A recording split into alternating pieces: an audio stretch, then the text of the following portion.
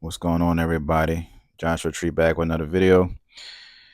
I feel like it's been a minute since I connected, but just know that I am working behind the scenes. All right. I got a lot of exciting things coming up, and I would love to share it with you guys. So just stay tuned. And yeah, we're going to keep building together. In this particular video, I want to bring up the discussion of the honeymoon phase, something that we all have went through in a lot of our relationships. And I want to kind of address the narrative of when people talk about, I saw the signs, right? I saw the signs, but I just kept, talking to them. And, I just, yeah, I mean, I should have been pulled out. I should have been stopped talking to that person. And so I want to address that whole thing because I'm noticing that this part right here, where I notice the signs, I notice the red flags. This is what gets people to a heartbreak. This is what gets people into a cheating relationship.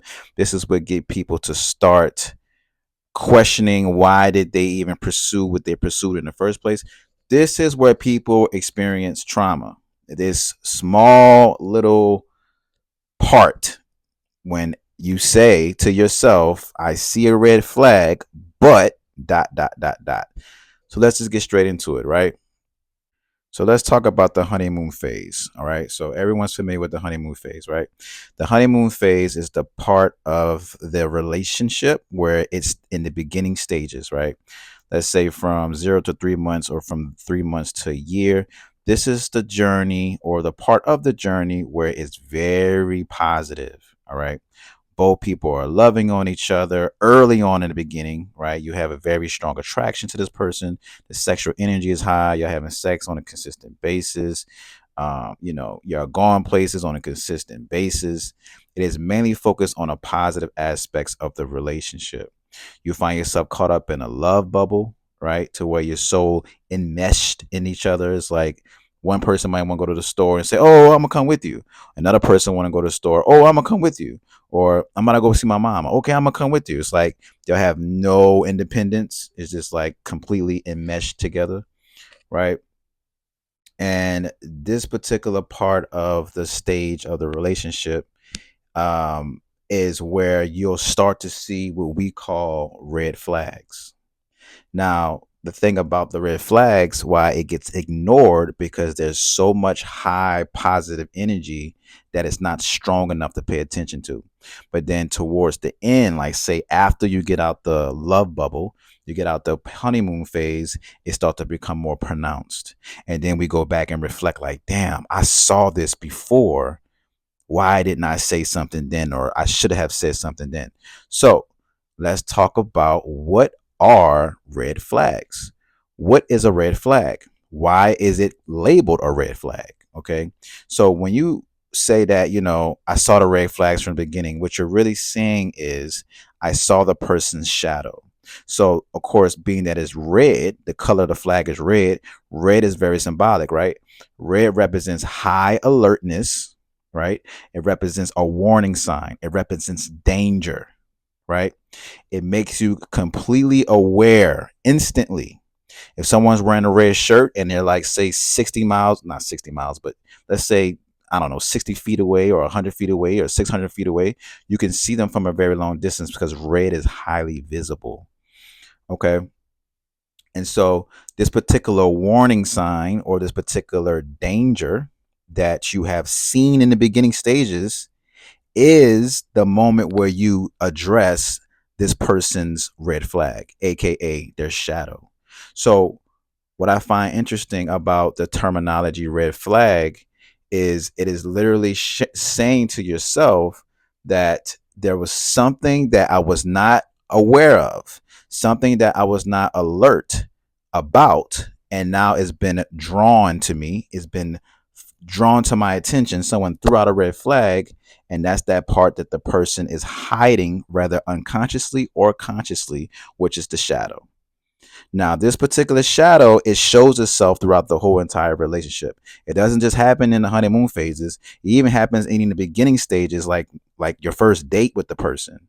But what we love to do, because we so have an urge to want to be in a relationship so bad, and we have high hopes for the relationship or high hopes for amazing romantic connection, we ignore it due to our oblivious nature or our ignorance to want to ignore what we're seeing in front of us, right? And that also stems from a lack of healing, because if you have, say, healed aspects of yourself that deals where you have experienced very dysfunctional relationships with other people, then you won't make the same mistake again, right? And so when we talk about red flags, right, this is, like I said, your opportunity to address the person and ask them, hey, so let me give you an example. Say, for instance, you're at a dinner date with someone and y'all start talking about, let's say, finances. Okay. And let's say the guy says something like, well, I don't like to tip or something like that. I'm not a tipper. And that might not be no big deal, right? Depending on who you are as a person. But say you're a person who was a waitress and you feel like that is something that should be like common courtesy to tip the waiter. That might do something for you. That might make you feel some kind of way. That could be a small red flag that can add up to a big, big red flag, let's just say.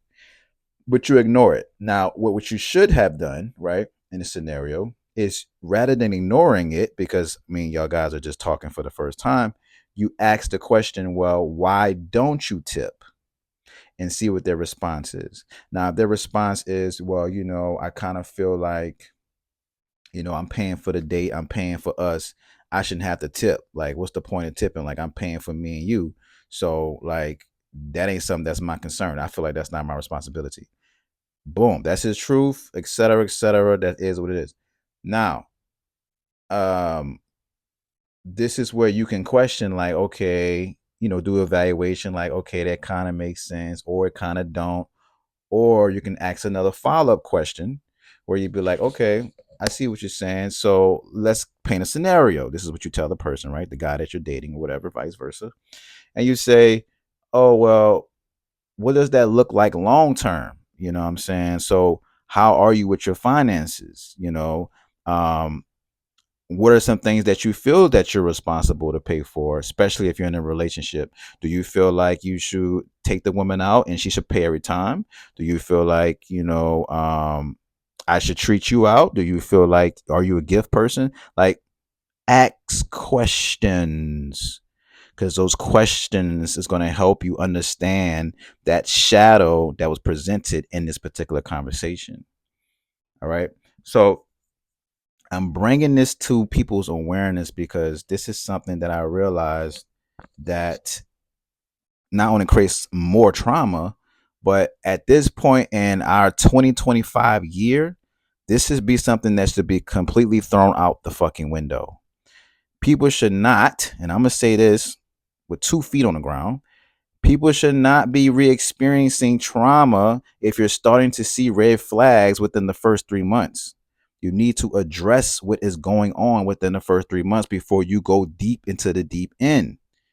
Get out of the fantasy of thinking that this might be your knight in shining armor. When we were children, we had been adopted with the mythology, the story of Disney movies, where the women, for example, as little girls, your storyteller told you, rather, let's say through Cinderella or Beauty and the Beast or Snow White, that your knight in shining armor is going to come to rescue you. And so if your knight in shining armor is going to come to rescue you, that means that you need to stay put. You need to stay somewhere off in the dungeon or somewhere in the tower and wait for this person to rescue you. And so what that looks like in adult life, women may find a man who is, say, financially stable, and he is considered to be her knight in shining armor, where she feels like he's coming in to save her, to rescue her. If you're still carrying this fantasy inside of your head, then that means that you will always have this mindset of, I'm waiting on my knight in shining armor to rescue me. And what that looks like, if you're at the dinner table with the person, your inner child's fantasy, because this is a belief from the inner child, will come out and it will reenact itself, and you will ignore the red flags. The same thing with men. With men, what we have been told, our storyteller, is that when you watch the never ending, what is called the never ending story, or you watch let's say Shrek, or you watch it evil type movies where like the man has to go fight a dragon, and the you know you can use we can use Mario. We can use Mario.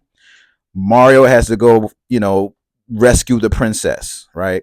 And so he has to go through this journey of, collecting mushrooms and collecting, power ups and fighting different bosses to get to the princess. This is a childhood magical enchanted belief that we have to go through a journey to get to our spouse, to get to our queen, to get to our princess. And so that plays out in the adulthood, where a lot of us as men, we feel like we have to go through the bells and whistles to oh shit, and it messed up the camera player.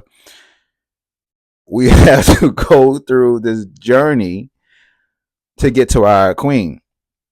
Okay. And so we have to address that fantasy. Because if we don't address that fantasy, what brothers will do, right? If you're in a relationship with a woman who has a lot of red flags, what you would do is you might put on the heroic act. You might carry the heroic archetype where you feel like you can save her. So if she's going through a lot of trauma and a lot of emotions, and I'm speaking from personal fucking experience, if she feels like she has a lot of emotions and a lot of like things going on, you may feel like you can save her from this. And granted, you may can save her from this. That might be your partner. But I'm saying this to say, before two people get into a relationship with each other, both partners have to understand that they have a wounded inner child. And so that wounded inner child will come out eventually. And when it comes out, this will determine the relationship. Do you move forward with the person or you don't? And so we have to keep that in the back of our minds whenever we're dating someone, so you can start to evaluate, okay, how has this person healed from their childhood trauma? What dysfunctional behaviors and patterns have they adopted from their childhood trauma? And are you willing to, um, um, accept these behaviors and actually try to live with them? And so understanding the red flags is pivotal, and asking the right questions is just as pivotal. So I'm saying this to say, to break out of your illusion, you should not be having no more relationships that's traumatizing if you're being very intentional about the people that you're dating and you really want to know them on a deeper level. I'm going to say this to the men, and I'm going to say this with compassion and love. If a woman starts to question you about your childhood and how you deal with your emotions and how you regulate yourself, and you get defensive and you start to feel like she's interrogating you, and you start to feel like, what's the point of this whole thing, because you're getting defensive, that is a sign that your childhood trauma is getting activated. Okay. You don't want to be in a relationship that is not for your highest good or for your embetterment, just as much as the next person, and especially the women that you're trying to date. So give her some grace and try to answer the questions honestly, so y'all can stop wasting each other's time, because it don't make no sense. There's too many people in the world for people to be struggling with the same people when they could be living life with a better person. Just be honest, right? So we are shifting. Everything is changing. If you find, and this is for the men, if you find yourself having a struggle to date a more, I don't know, promising, a more sophisticated, a more, which you may feel out your league type of woman, which is no such thing, because if she's meant to be, she's meant to be. But let's just say if you feel like you want to go for a Halle Berry type, raise your standards first. Because if you raise her standards, she can acknowledge what you value and your standards, and she'll start to have an alignment with that. Everything's about alignment. Red flags are the shadow. We heard this saying for years, and now I'm bringing it to you guys' attention into the light. Red flags are shadows. Shadows are the parts of yourself that have been unexpressed, repressed, um, not loved, not God damn it, another hiccup. Or was that a burp? I don't know. not accepted, not loved, neglected, not validated. It's been hidden from the light and is being tucked away in the darkness. And it's part of you. This shadow, by the way, is an entity. Okay. It is an energy. It has consciousness. And so when it doesn't feel like its needs are being met, it will come out, it will take form, which is the physical form, and it will react.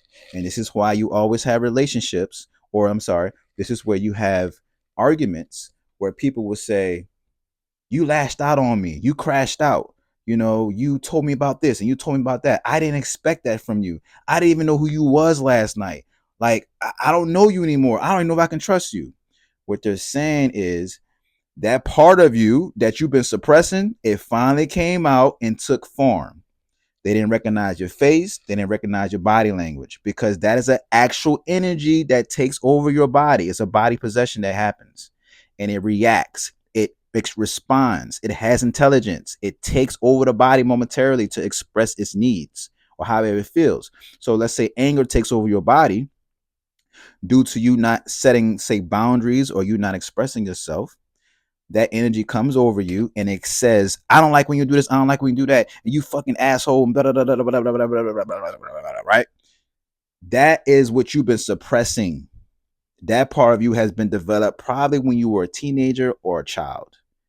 And so it shows in your adulthood, it shows in your adult relationships, and it sabotages it by expressing something that the other person is not even familiar with. That's your shadow. All right. That's the red flag. All of us have it. All right.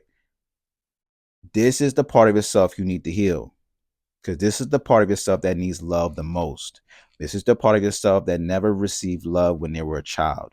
This is the part of yourself that never had a mom, never had a dad due to abandonment, had to go through adoption, had to go through foster homes.